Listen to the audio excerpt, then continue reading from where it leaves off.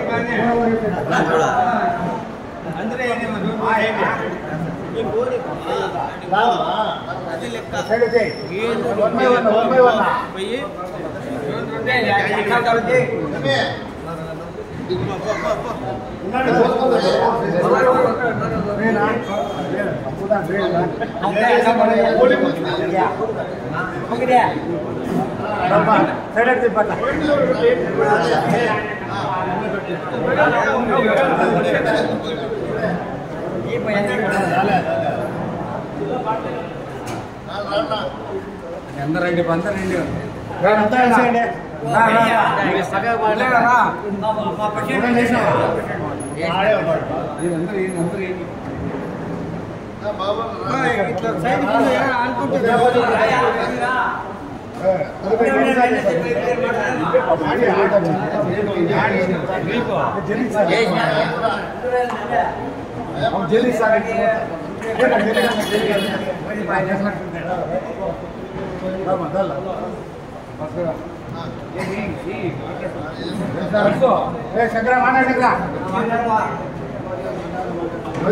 మాట్లాడతారు అన్నకి అన్నకి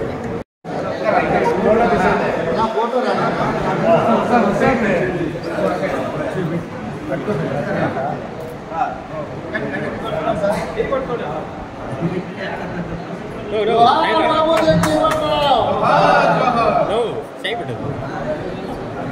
अमर है अमर है अमर है अमर है बाबू जगजीवन राव अमर है, अमर है अमर है बाबू जगजीवन राव अमर है।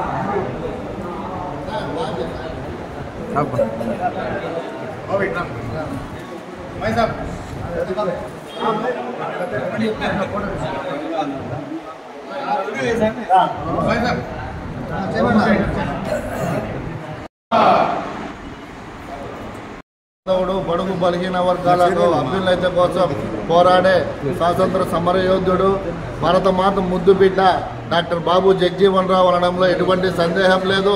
ఒకసారి డాక్టర్ బాబు జగజీవన్ రావు గారి జీవిత చరిత్ర చూసుకుంటే 1908 ఏప్రిల్ 5 ఆయన జన్మించడం జరిగింది. బాల్యంలోనే తన తండ్రిని కోల్పోయి తన తల్లి సంరక్షణలో ఆయన అనేక అంటరానితనము మరియు ఆర్థిక ఇబ్బందులతో తన చదువును కొనసాగించడం జరిగింది. 1919లో ఆయన ప్రాథమిక విద్య, 1920లో ఆయన పాఠశాల విద్య, 1926లో మెట్రికులేషన్ ప్రథమ స్థాయిలో ఉత్తీర్ణులైనటువంటి వ్యక్తి డాక్టర్ బాబు జగజీవన్ రావు. ఆయన 1926వ సంవత్సరంలో కొలంబియాలోని విశ్వవిద్యాలయంలో ఆయన బీఎస్సీ డిగ్రీ పట్టా పుచ్చుకోవడం జరిగింది.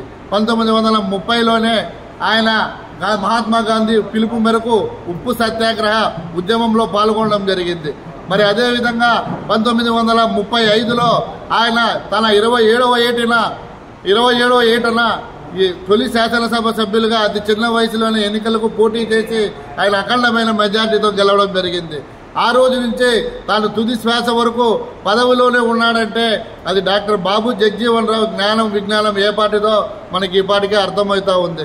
మరి 1947వ సంవత్సరంలో అంతర్జాతీయ లేబర్ కాన్ఫరెన్షియల్ మీటింగ్లో ఆయన ప్రసంగం చేయడం జరిగింది.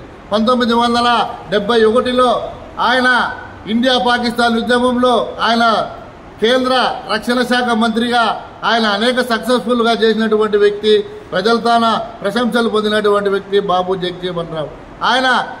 ఆయన ఫుడ్ అయితేనేమి, వ్యవసాయం అయితేనేమి, మరియు రైల్వే శాఖ అయితేనేమి, వివిధ శాఖల్లో ఆయన రాజకీయ ప్రస్తావనలో 50 ఏళ్ల పదవిలో 37 సంవత్సరాల పాటు కేంద్ర మంత్రి పదవులు అనుభవించాడంటే అది ఆయనకు తప్ప వేరొకరికి లేదని అప్పటికే ఆయన ప్రపంచ రికార్డు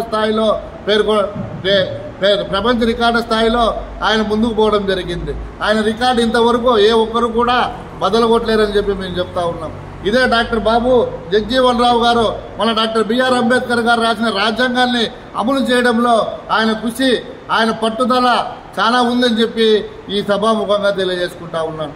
మరి ఇదే విధంగా డాక్టర్ బాబు జగజీవన్ రావు ఆచరణలో మన దళితులందరూ కూడా ఒక మూకుముడిగా ఒక కట్టుబడి అభ్యున్నతి కోసం ముందుకు రావాలని చెప్పి కోరుకుంటా ఉన్నాను. మరి ఇదే విధంగా మన ప్రియతమ ముఖ్యమంత్రి వర్యులు శ్రీ వైఎస్ జగన్మోహన్ రెడ్డి కూడా దళితుల పక్షపాతి అని చెప్తా ఉన్నాను.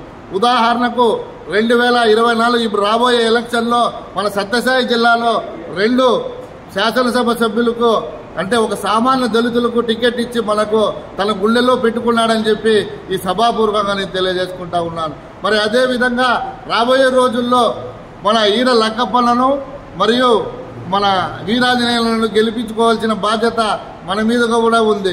మరి అదేవిధంగా మన కదిరి కాన్స్టిట్యూషన్లో మన మైనార్టీ సోదరుడైన మక్బుల్ బాషా అన్న గారిని మరియు మన హిందూపురం పార్లమెంటరీ అయిన బోయ శాంతమ్మక్కను అత్యధిక మెజార్టీగా గెలిపించుకొని మన జగన్మోహన్ రెడ్డి గారిని సీఎం చేసుకొని ఆయన కానుక ఇవ్వాలని చెప్పి ఈ మీడియా ముఖంగా ప్రజలకు తెలియజేస్తున్నాను.